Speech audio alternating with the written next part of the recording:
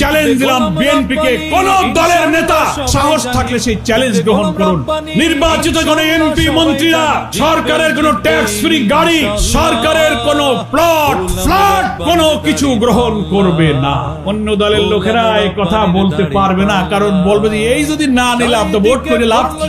যে জন্য করলাম তাই তো হইল না। থাকলে আমি প্রত্যেকটি দলের প্রধানকে অঙ্গীকার করতে বলি, জাতির কাছে বলুন আপনার এমপি মন্ত্রী নির্বাচিত হলে সরকারের সুযোগ নিয়ে ট্যাক্স ফ্রি গাড়ি নেবে না, সরকারের কম মূল্যের ফ্ল্যাট এবং বাড়ি জমি জমা কিনবে না। সাহস থাকলে সেই প্রতিশ্রুতি দেন, দিতে পারবেন না দিলে আপনার দলের লোক থাকবে না কেজি পড়বে।